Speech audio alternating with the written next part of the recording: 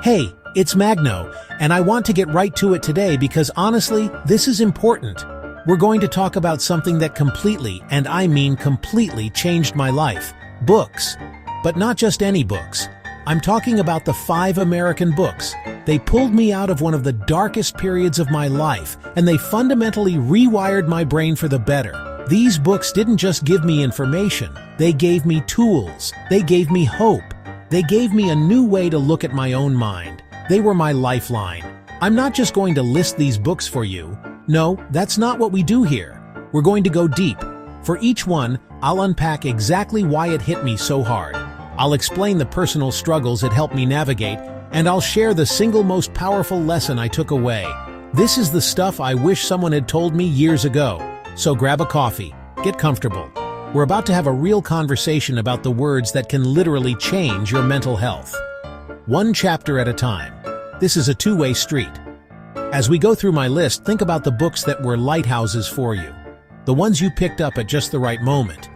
Get ready to drop those titles in the comments below. Your recommendation could be the exact thing someone in our community needs right now. Your story matters. The books that shaped it matter too. Let's get started. Alright, the first book we need to talk about is Emotional Agility by Dr. Susan David. Before I found this book, I was trapped. I honestly believed that to be strong, you had to suppress your bad emotions, shove down the anger, ignore the sadness, pretend the fear isn't there. I was a master at putting on a brave face, while inside, I was just a tangled mess of unprocessed feelings. I thought that was control, but it was actually the opposite. This book landed in my lap like a truth bomb. Dr. David gives you this groundbreaking idea that your emotions are not the enemy. They're data. They're messengers trying to tell you something important about what you value and what's going on in your life. This wasn't about feeling good all the time. It was about getting good at feeling. The biggest shift for me was the practical 4-step process she lays out. Showing up meant I had to stop pushing my anxiety away and instead turn toward it with curiosity. Stepping out taught me to detach and observe my thoughts and feelings without judgment, creating a space between me and the emotion. This was revolutionary. I learned that I am not my anxiety. I am the person experiencing anxiety. That space, that tiny gap between stimulus and response, is where your power is. It's where you get to choose how you want to act, instead of just reacting based on some old, worn-out emotional script. Emotional agility didn't just give me coping mechanisms, it gave me back my own agency. It taught me that courage isn't the absence of fear or sadness. It's moving forward even when those feelings are present. It's the permission slip I never knew I needed to be a complete and sometimes messy human being.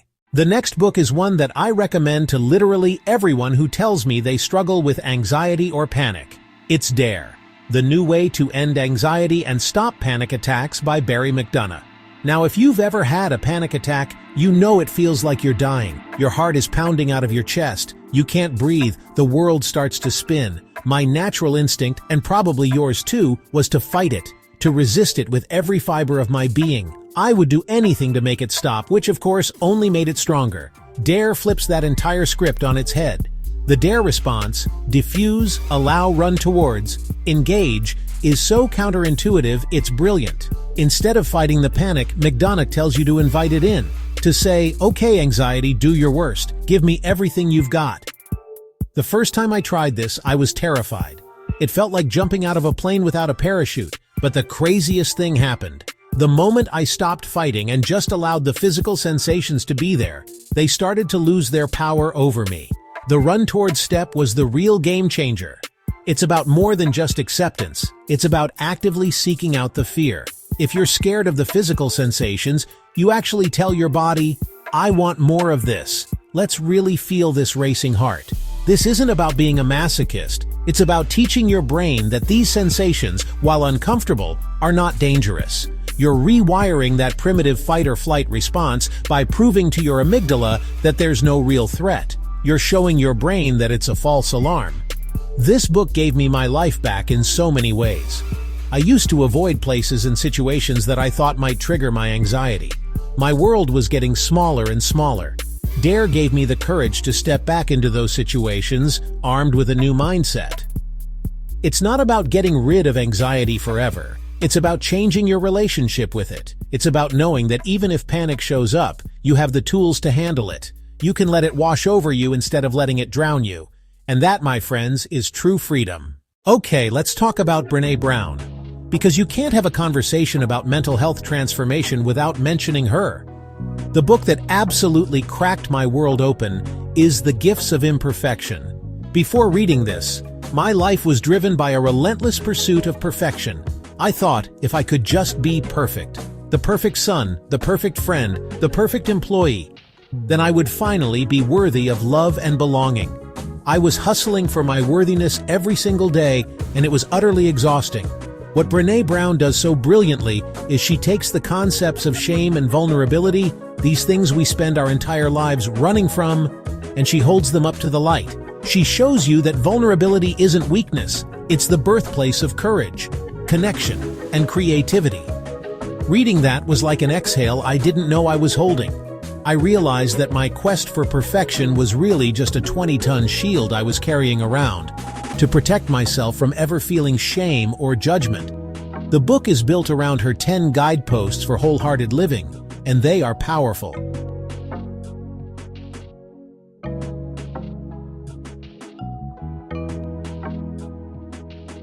Things like cultivating authenticity, letting go of what people think, and cultivating self-compassion.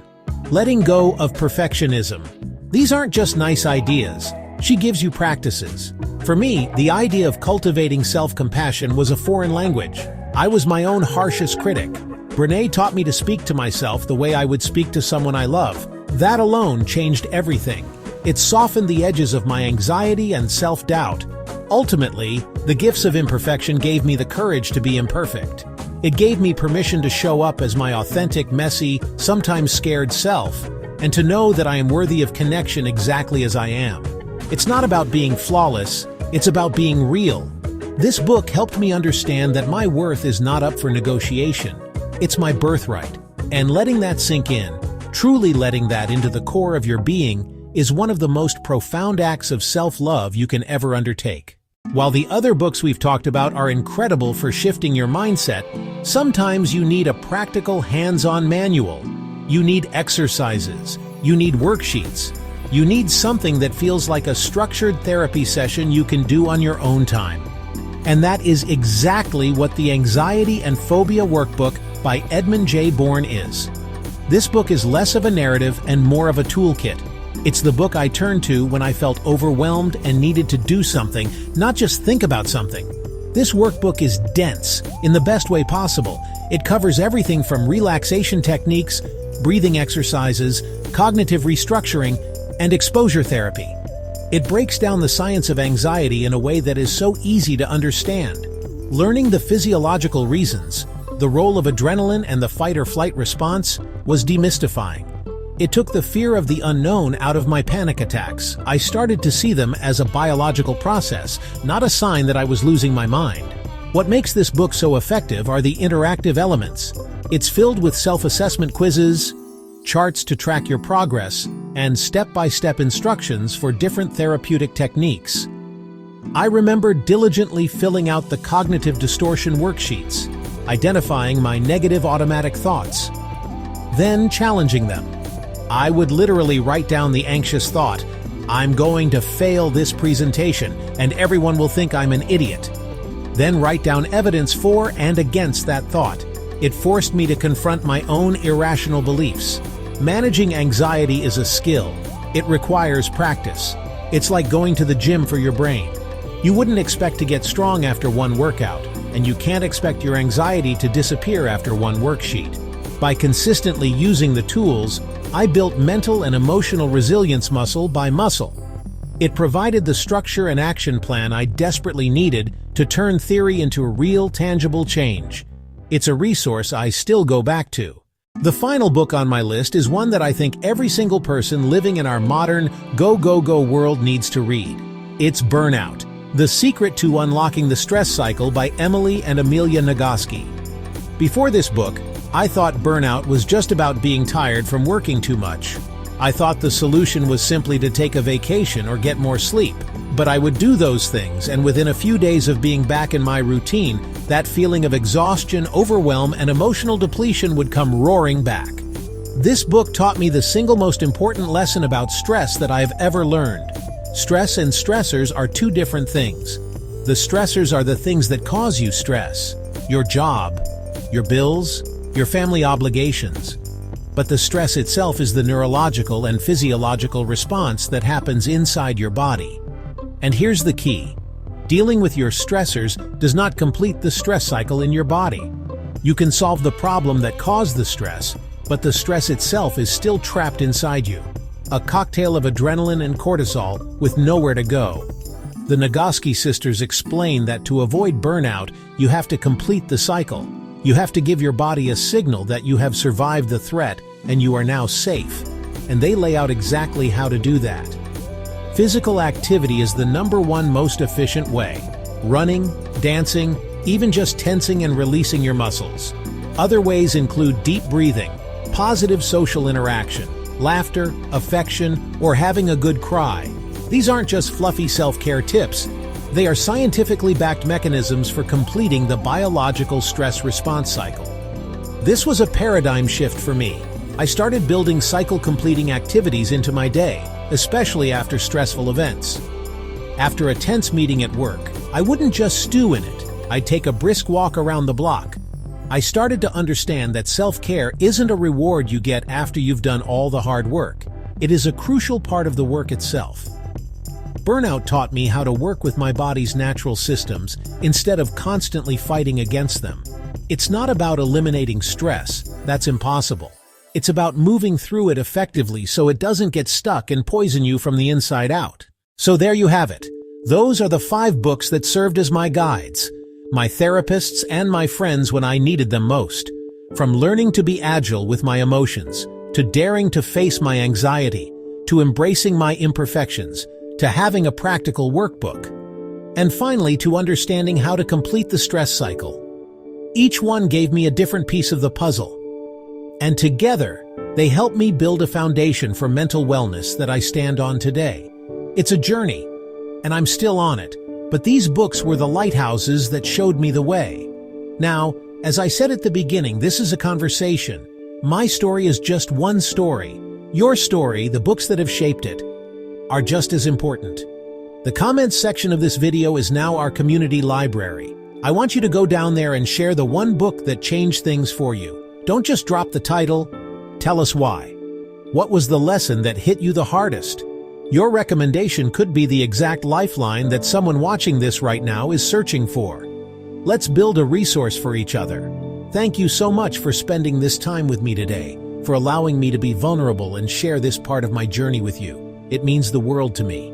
If this conversation resonated with you, please give this video a thumbs up. And if you haven't already, make sure you hit that subscribe button and turn on the notification bell. We're building a community here dedicated to real, honest conversations about mental health and personal growth, and I don't want you to miss a thing. I'll see you in the next one.